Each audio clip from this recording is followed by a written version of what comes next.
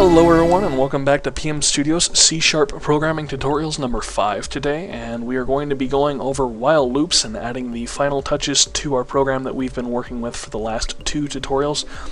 This will be the final tutorial working with this same program, so I bet you guys are excited to get to move on and start touching base with a different program. So as you can see, I've already brought in all of the code that we left off with on our last tutorial, including the console.reads. And let's go ahead and get started here. There's really not much to go into.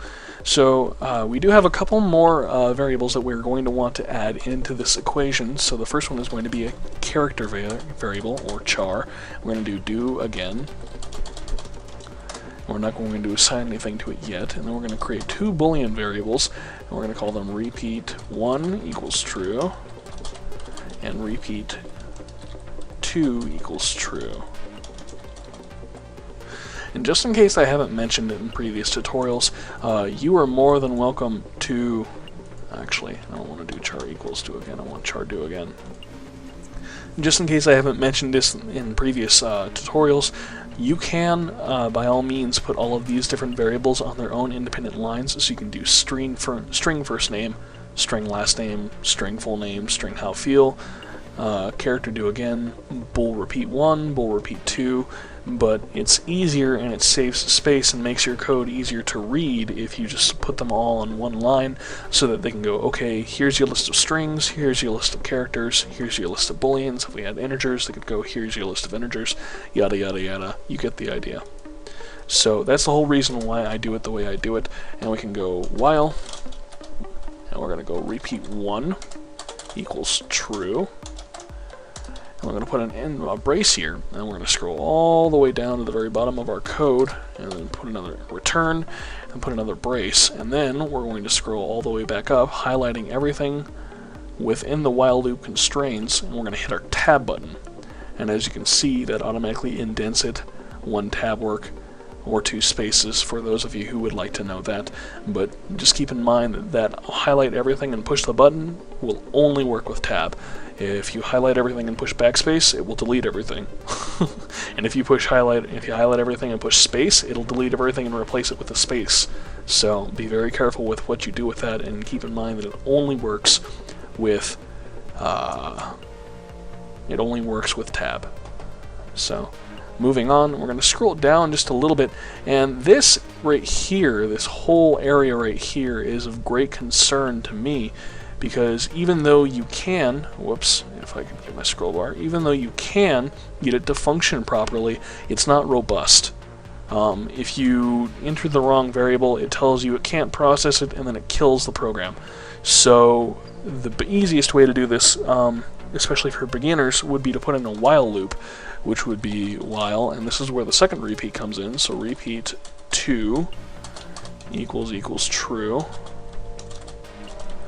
And I believe I might have botched that up at the very top. Yes, I did. So, again, you got to be really careful of that, because right there I was assigning repeat 1 to true as opposed to comparing it.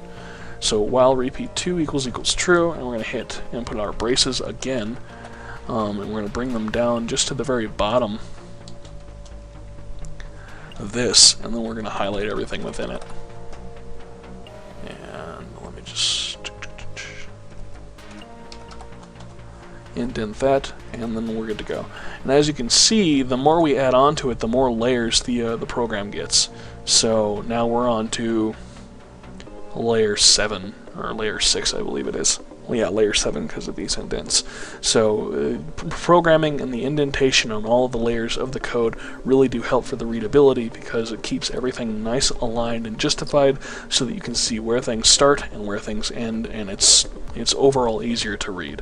And those are the 3 key things that you're trying to go for, is readability and robustness, and basically the overall efficiency of the code, which requires the problem-solving elements that I have been speaking of before.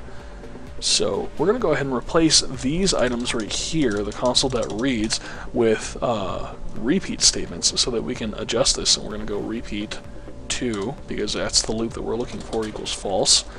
Alright, so basically what happens is if they do enter yes, yes, or yes, any of the three capitalizations that we allowed, it will change repeat 2 to false, which will allow the program to move on. Same thing with this one, so repeat 2 equals false. And you could have by all means copied that, but with something so short it's really more time consuming than it is anything else. Now we can go ahead and erase this line because we're going to be implementing some other code to carry on, because we do still have that while loop up here at the top. So we're going to go ahead and follow that down, and as you can see we can just go ahead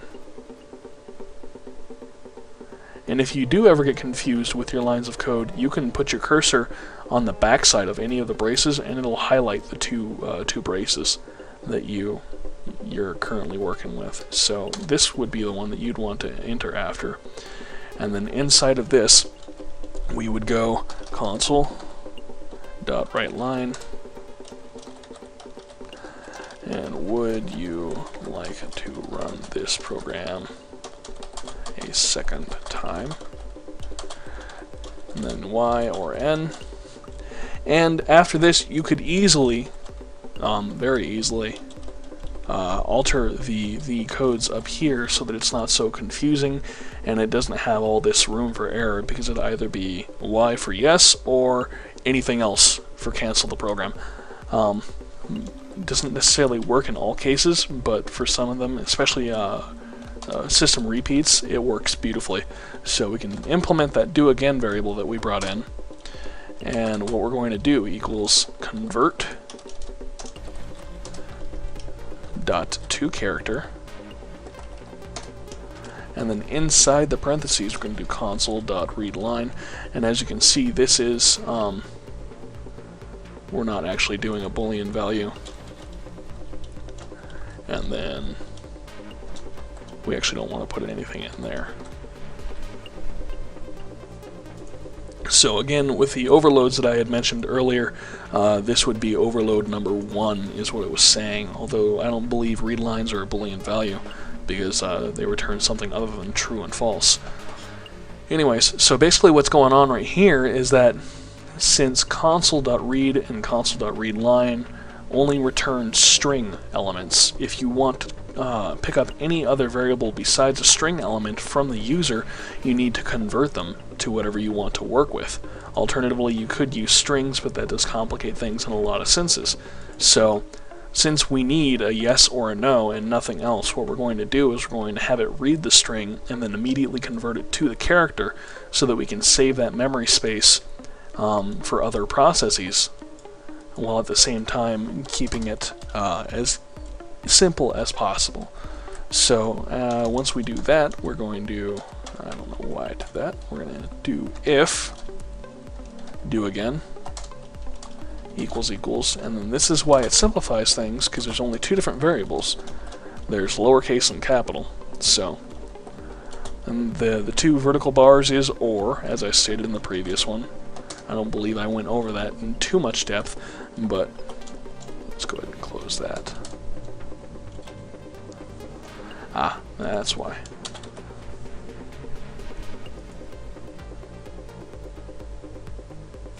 And again, the reason why it's giving me errors here is because characters are outlined with apostrophes, whereas strings are outlined with quotes. So if you're working with character values, just remember single quotes, and if you're working with strings, double quotes. Characters are shorter than strings, naturally, so that's an easy way to remember it. And we can go repeat 1 equals true, because that would state that they want to go through the program again. And then we can go else, because if we're doing anything other than yeses, we need to repeat 1 equals false. Terminate the program. So let's go ahead and scan back up and then look at what we're doing, and I will spend this moment to go over the comparison operators a little bit more. Of course, the only 2 you recognize as of right now are the absolute equals, which is the equals comparison, and the or comparison. Now if we wanted to do if do again equals lowercase y and uppercase y, we do the 2 ampersands here like that, or alternatively we could go if do again does not equal lowercase y, or equals uppercase Y, then we continued on, or that's greater than or equal to, less than or equal to, greater than, less than, and then also we have, let me see, what else could we do? I believe that's about it. So I'm going to put that back to equals equals. And I believe those are all the essential basic ones. And of course we've got the minus and the addition and all that, but those are mathematical operators. So those are the essential ones that you'll need that will come in handy in everyday life. We're going to go ahead and run this program now. We can go ahead and check our error box right here to make sure that there are no errors. And when we see that there aren't, we can run the program. It's going to say please enter your first name. This is all first tutorial stuff. It's going to say how am I doing? Yes, I'm doing great. And it's going to say that's wonderful, so am I. Would you like to run this program a second time? Yes. And here we're going to start testing all of the different robustness that we put into the code. So, I forgot. And that's why you always want to run the test, is because you forget things. Right here, what we're going to want to do is we're going to want to repeat 2 equals true. I know we assigned repeat 2 to true up here, but what happens is the only way repeat 1 can turn to false is when you're terminating the program permanently. So it always stays true unless you're terminating the program. Whereas repeat 2, in order to continue on through the program, it has to get turned to false. But nowhere in the code is it turned back to true. So if you did repeat the code, it's going to skip over that after the first time because it's still false.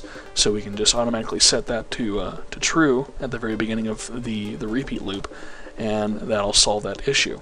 So we can continue Riz, and then yes. It's going to ask me if I want to do it a second time, and then it's going to continue to ask me, which is good, because now we want to move on here and say I just enter Q.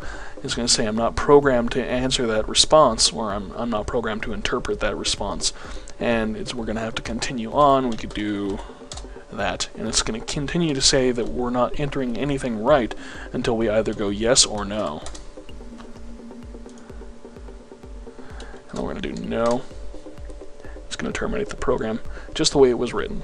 So that's it for today's tutorial. I hope you guys have enjoyed it. If you have any questions or comments, please feel free to leave them in the comment section below. As for that, I will see you next tutorial.